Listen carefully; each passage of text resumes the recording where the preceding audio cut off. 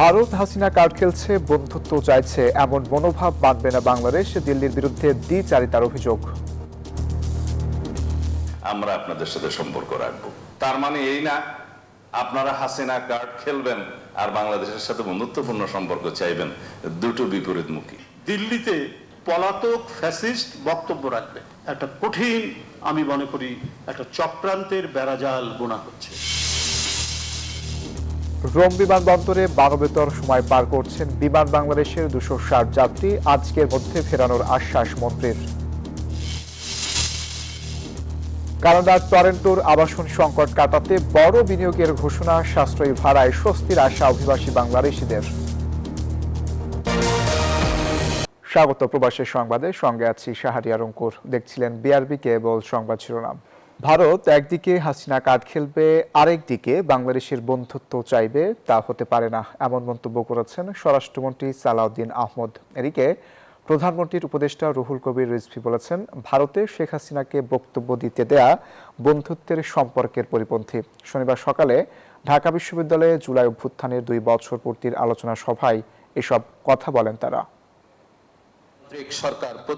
ঢাকা বিশ্ববিদ্যালয়ের নবাব আলী চৌধুরী সিনেট ভবনে ফ্যাসিস্ট সরকার পতনে শিক্ষকদের ভূমিকা শীর্ষক আলোচনা সভা আয়োজনে ঢাবি সাদা দল ও ইউট্যাব আন্দোলনের একটি গুরুত্বপূর্ণ অধ্যায় হিসেবে আয়োজনে উপস্থিত হন জুলাই শহীদ আবু সাঈদ, মীর মুগ্ধ, ওয়াসিম আকরাম, সাজিদ সহ অনেকের স্বজনরা। মৃত্যু মতো আমি বেঁচে আছি, আমার ছেলের এক মুহূর্তের জন্য, আমি এক মুহূর্তের জন্য, এক সেকেন্ডের জন্য ভুলতে পারি না।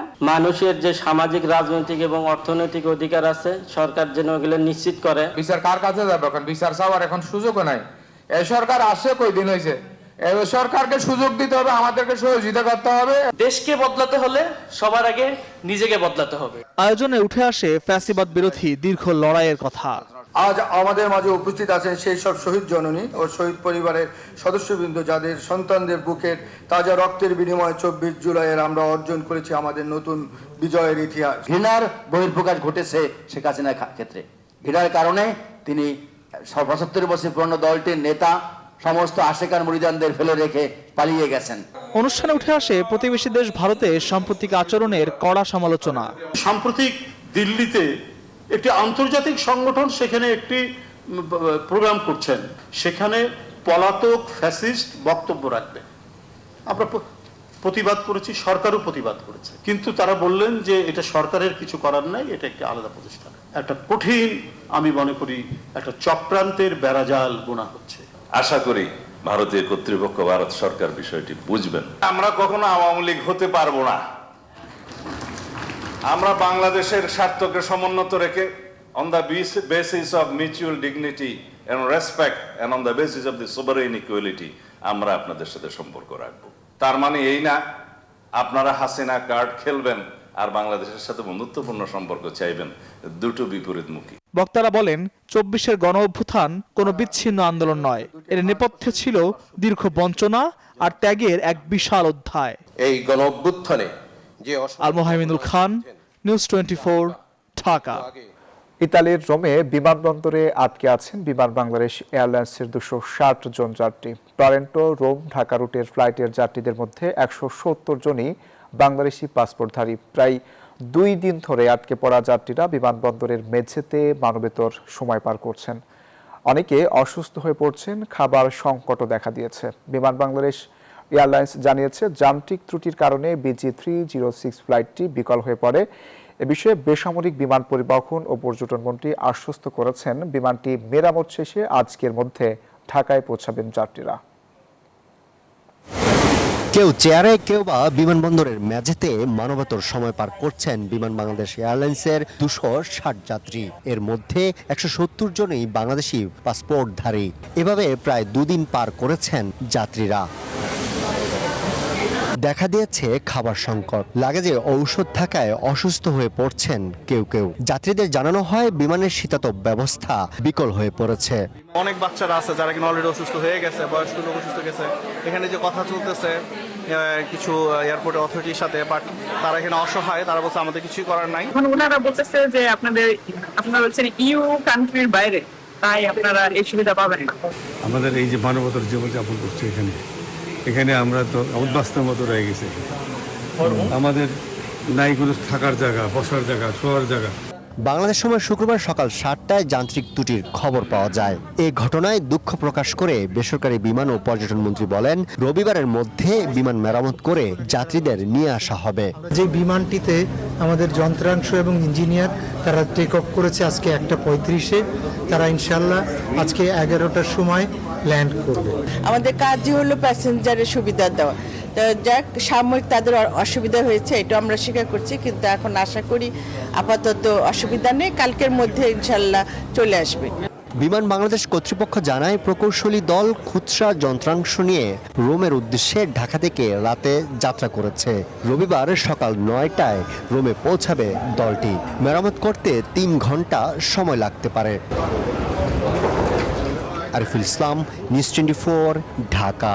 টরন্টোর আবাসন সংকট মোকাবিলায় বড় ধরনের বিনিয়োগের ঘোষণা দিয়েছে কানাডার ফেডারেল সরকার। প্রধানমন্ত্রী মার্ক কার্নি জানিয়েছেন, $2.7 বিলিয়ন এই বিনিয়োগে নির্মাণ হবে 5,600টির বেশি নতুন আবাসন ইউনিট। সাশ্রয়ী বাড়ি ভাড়ায় স্থানীয়দের পাশাপাশি স্বস্তি মিলতে পারে অভিবাসীদেরও। কানাডা থেকে লাইলা নুসরাতের তথ্যচিত্র রিপোর্ট। কানাডার টরন্টোতে বাড়ি ভাড়া যেন লাগামহীন। নতুন অভিবাসী থেকে নিম্ন ও মধ্যম আয়ের পরিবার, সামর্থ্যের মধ্যে বাসা খুঁজতে হিমশিম খাচ্ছেন অনেকেই। এই সংকট মোকাবেলায় এবার বড় পরিসরে আবাসন নির্মাণে যাচ্ছে কানাডার ফেডারেল সরকার।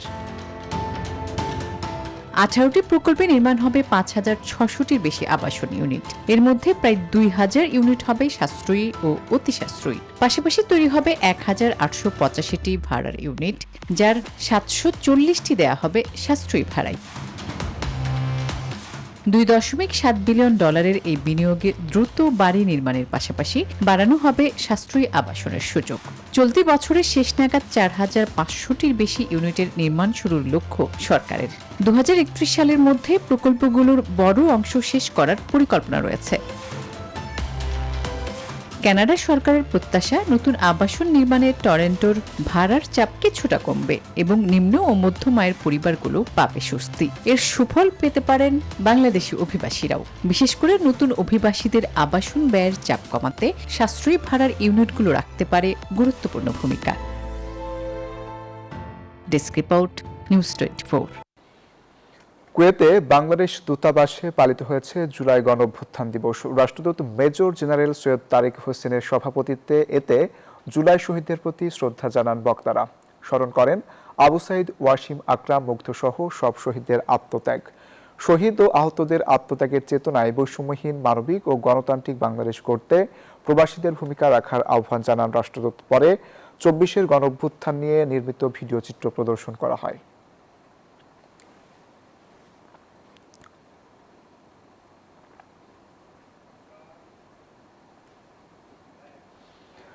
জুলাই গণঅভ্যুত্থান দিবস উপলক্ষে প্রিটোরিয়ায় বাংলাদেশ হাই কমিশন আয়োজিত অনুষ্ঠানে সৃষ্ট হট্টগোলের ঘটনার প্রতিবাদে সংবাদ সম্মেলন করেছে দক্ষিণ আফ্রিকা বিএনপি। নেতারা দাবি করেন, 2011 সালে দক্ষিণ আফ্রিকা বিএনপির কমিটি গঠনের পর আর কোনো নতুন কমিটি হয়নি। তাদের অভিযোগ, বর্তমানে অনেকে নিজেদের বিএনপির পদধারী দাবি করায় আপত্তি জানানো হলে অনুষ্ঠানে হট্টগোলের সৃষ্টি হয়। এ সময় রাষ্ট্রদূত শাহ আহমেদ শফির সামনে ঘটে যাওয়ার ঘটনার নিরপেক্ষ ও সুষ্ঠু তদন্তের পাশাপাশি দায়ীদের বিরুদ্ধে প্রয়োজনীয় ব্যবস্থা নেওয়ার দাবি জানান তারা।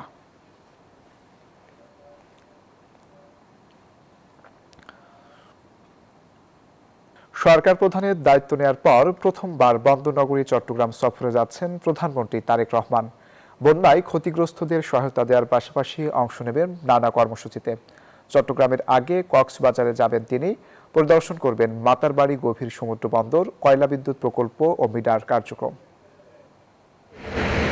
চট্টগ্রামের বাঁশখালীতে বন্যায় ক্ষতিগ্রস্ত 100 পরিবারকে নতুন করে ঘর নির্মাণ করে দিচ্ছে সরকার। এসব পরিবার এখন রয়েছেন প্রধানমন্ত্রী তারেক রহমানের অপেক্ষায়। তাদের হাতে ঘরের চাবি তুলে দেবেন সরকার প্রধান। সমুদ্রপাড়ে এক অনুষ্ঠানে বক্তব্য রাখবেন প্রধানমন্ত্রী। 15 প্রতিবন্ধী শিশু ও ব্যক্তিকে আর্থিক সহায়তার চেক তুলে দিবেন। বন্যায় ক্ষতিগ্রস্ত 200 পরিবারকে দেবেন সহায়তা সামগ্রী। প্রধানমন্ত্রী ফটিকছড়ির বাবুনগর মাদ্রাসায় একটি মতবিনিময় সভা করবেন। পরে হাটহাজারীতে গিয়ে কবর জিয়ারত ও বন্যায় ক্ষতিগ্রস্তদের মাঝে সহায়তা তুলে দেবেন। সরকারের পক্ষ থেকে পুনর্বাসন করা হচ্ছে এবং হাটহাজারীতে সম্পূর্ণটা বাংলাদেশ জাতীয়তাবাদী দল এবং অঙ্গ সহযোগী সংগঠনের পক্ষ থেকে আমাদের নেতার মাধ্যমে ক্ষতিগ্রস্ত পরিবারকে একদম পূর্ণাঙ্গভাবে পুনর্বাসনের ব্যবস্থা নেওয়া হচ্ছে। শিশু প্রতিবন্ধী মানুষ তাদেরকে চেক বিতরণ করা হবে। এর বাইরেও জেলা প্রশাসনের পক্ষ থেকে আমরা 200 বন্যায় ক্ষতিগ্রস্ত মানুষ যারা আছে তাদেরকে ত্রাণ সামগ্রীও বিতরণ করা হবে। নগরের বিএনপি নেতাকর্মীদের সঙ্গে মত বিনিময় সভাও করবেন দলীয় প্রধান তারেক রহমান। তিনি সরজমিনে এসে বন্যাপ্রীত এলাকা দেখবেন এবং হাজার হাজার বন্যার্তদের মাঝে ত্রাণ বিতরণের জন্য নির্দেশনা দিয়েছেন। মাননীয় প্রধানমন্ত্রী এটাকে যদি দ্বিতীয় পর্যটন নগরী হিসাবে ঘোষণা দেয় তাহলে পর্যটন শিল্পে অনেক বাঁশখালী এই যে বীজটা অনেক বড় একটা ভূমিকা রাখবে। চট্টগ্রামে যাওয়ার আগে কক্সবাজারের মহেশখালীতে মাতারবাড়ি গভীর সমুদ্র বন্দর, কয়লা বিদ্যুৎ প্রকল্প ও মহেশখালী সমন্বিত উন্নয়ন কর্তৃপক্ষ বা মিডার কার্যক্রম পরিদর্শন করবেন প্রধানমন্ত্রী। Desk report, news 24। রাজনৈতিক সংশ্লিষ্টতা যেন চিকিৎসকদের পেশাদারিত্বে বাধা না হয়ে দাঁড়ায়, সেই আহ্বান জানিয়েছেন প্রধানমন্ত্রী তারেক রহমান। শনিবার সকালে সংসদ ভবনের এলডি হলে ড্যাবের প্রতিষ্ঠা বার্ষিকীর আয়োজনে অংশ নেন তিনি। বলেন, জ্বালানি খাত নিয়ে একটি গোষ্ঠী অপপ্রচার চালাচ্ছে। অনুষ্ঠানে ডাক্তার জুবাইদা রহমানও যোগ দেন। চিকিৎসকদের পেশাগত মান রক্ষার তাগিদ দেন তিনি। ডক্টরস অ্যাসোসিয়েশন অব বাংলাদেশ ড্যাবের ৩৭তম প্রতিষ্ঠাবার্ষিকী উপলক্ষে জাতীয় সংসদ ভবন প্রাঙ্গণে আয়োজন করা হয় চিকিৎসক সমাবেশ। যোগ দেন প্রধানমন্ত্রী তারেক রহমান ও ডাক্তার জুবাইদা রহমান। নানা আয়োজনে উদযাপিত হয় সংগঠনটির দীর্ঘ পথ চলা। অনুষ্ঠানে একটি উক্তি দিয়ে বক্তব্য শুরু করেন প্রধানমন্ত্রী। বলেন, চিকিৎসা সেবার মান উন্নত না হলে কেবল অবকাঠামোর উন্নয়ন দিয়ে সুফল মিলবে না। চিকিৎসকগণ যদি সেবার মানসিকতা নিয়ে নিজেদেরকে নিবেদিত না রাখেন তাহলে এই অবকাঠামোগত উন্নয়ন দিয়ে কিন্তু আমাদের সফলতা আসবে না। আসুন আমরা সকলে মিলে এমন একটি চিকিৎসা বান্ধব বাংলাদেশ গড়ে তুলি যেখানে দেশের প্রতিটি মানুষ মানসম্মত স্বাস্থ্য সেবা পাবে এবং উন্নত চিকিৎসার জন্য বিদেশমুখী হবে না।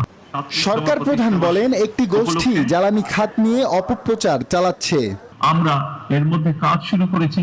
আমরা কাজ করেছি যে এই যে অপরিকল্পিত প্ল্যান যেগুলো ছিল যা আমাদের জ্বালানি খাতকে একটা বিপদের মুখে ফেলে দিয়েছে, কিভাবে সেটিকে সঠিক করে নিয়ে আসতে পারি, আমরা কিভাবে এমন একটি পরিকল্পনা আমরা উপস্থাপন করতে পারি যা বাস্তবায়নের মাধ্যমে এই পেট্রোল বলুন, গ্যাস বলুন বা সামগ্রিকভাবে জ্বালানি খাত বলুন, এর থেকে দেশ এবং দেশের মানুষকে ধীরে ধীরে আমরা সংকট থেকে ধীরে ধীরে আমরা বের করতে পারি। চিকিৎসকদের পেশাগত মান রক্ষার উপর গুরুত্ব আরোপ করেন জিয়াউর রহমান ফাউন্ডেশনের vice president doctor Zubaida Rahman. তার ঐতিহ্য, পেশাগত সক্ষমতা ও মানবিক অঙ্গীকার ধারণ করে ভবিষ্যতেও চিকিৎসকদের কল্যাণ, স্বাস্থ্যসেবার মানোন্নয়ন এবং মানুষের পাশে দাঁড়ানোর ক্ষেত্রে গুরুত্বপূর্ণ ভূমিকা পালন করবে। দেশের প্রতিটি মানুষের দোরগোড়ায় স্বাস্থ্যসেবা পৌঁছে দিতে হবে, এমন আহ্বান উঠে আসে ড্যাবের প্রতিষ্ঠাবার্ষিকীর আয়োজনে। আব্দুল্লাহ মামুন, নিউজ 24, ঢাকা। প্রধানমন্ত্রী তারেক রহমানও আয়নাঘরে নির্মম নির্যাতনের শিকার, যার পর্যাপ্ত তথ্য প্রমাণ রয়েছে, জানিয়েছেন আন্তর্জাতিক অপরাধ ট্রাইব্যুনালের চিফ প্রসিকিউটর আমিনুল ইসলাম। শনিবার সকালে এসব গোপন বন্দিশালা পরিদর্শনে যান ট্রাইব্যুনালের বিচারক ও আইনজীবীরা। চিফ প্রসিকিউটর জানান, 5 আগস্টের পর নির্যাতনের অনেক আলামতই নষ্ট করে ফেলা হয়েছে। পতিত সরকারের 17 বছরের শাসনামলের নির্যাতনের চিত্র ফুটে উঠেছে র্যাবের টিএফআই ও ডিজিএফআই এর জিআইসি সেলের ভেতরের চিত্র সামনে আসার পর, যা পরিচিতি পেয়েছে আয়নাঘর নামে। আওয়ামী লীগ সরকারের পতনের পর গুম খুনের বিচার শুরু হয় আন্তর্জাতিক অপরাধ ট্রাইব্যুনালে। বেরিয়ে আসতে শুরু করে আর্তনাদ ও নির্যাতনের গল্প। কারো প্রাণ গেছে, কেউ শত নির্যাতন সহ্য করে 5 আগস্টের পর ফিরে এসেছেন জীবনের গুরুত্বপূর্ণ সময় হারিয়ে। ডিজিএফআই এর গোপন বন্দিশালা পরিদর্শন করলেন ট্রাইব্যুনালের বিচারক, প্রসিকিউশন ও আসামি পক্ষের আইনজীবীরা। চিফ প্রসিকিউটর বলেন, এখানেই ১/১১ উত্তাল সময়ে রাখা হয়েছিল বর্তমান প্রধানমন্ত্রী তারেক রহমানকে। ১/১১ সময় আজকের মাননীয় প্রধানমন্ত্রী জনাব তারেক রহমানকে আজকের যে জেআইসি সেলটি আমরা পরিদর্শন করেছি তারই কোনো একটি কামরায় তাকেও কিন্তু সেখানে আনা হয়েছে, তার উপরে নির্যাতন করা হয়েছিল। শুধু তারেক রহমানই নন, হুম্মাম কাদের চৌধুরী, ব্রিগেডিয়ার আজমি সহ অসংখ্য মানুষকে এখানে বন্দি করে রাখা হয়েছিল। সেখানে কি অমানবিকভাবে বন্দীদেরকে ধরে এনে দিনের পর দিন, মাসের পর মাস, বছরের পর বছর রাখা হয়েছে, সেই নির্মম চিত্র আজকে এই পরিদর্শনের মধ্য দিয়ে কিছুটা অনুভব করা গেছে। এদিকে পরিদর্শন শেষে আসামি পক্ষের আইনজীবীরা দাবি করেন, বন্দীদের দেয়া সাক্ষ্যের সঙ্গে মিল নেই এই আয়নাঘরের। সেই জায়গায় মাহমুদ হাসান, নিউজ 24, ঢাকা। আসন্ন রাষ্ট্রপতি নির্বাচনে বাংলাদেশ জামায়াত ইসলামী অংশগ্রহণ করবে বলে কেন্দ্রীয় নির্বাহী পরিষদের বৈঠকে সিদ্ধান্ত হয়েছে। শনিবার রাতে পাঠানো এক বিবৃতিতে এ তথ্য জানায় দলটি। বিরোধী দলীয় নেতা ডাক্তার শফিকুর রহমানের সভাপতিত্বে বাংলাদেশ জামায়াত ইসলামীর কেন্দ্রীয় নির্বাহী পরিষদের বৈঠক অনুষ্ঠিত হয়। এতে রাষ্ট্রপতি নির্বাচন নিয়ে বিস্তারিত আলোচনার পর সর্বসম্মতভাবে সিদ্ধান্ত হয় বাংলাদেশ জামায়াত ইসলামী রাষ্ট্রপতি নির্বাচনে অংশগ্রহণ করবে। এ লক্ষ্যে আজ 11 দলীয় ঐক্যের শীর্ষ বৈঠক আহ্বান করা হয়েছে। বিরোধী দলের প্রার্থী দেওয়ার বিষয়টি 11 দলীয় ঐক্যের বৈঠকে চূড়ান্ত করা হবে।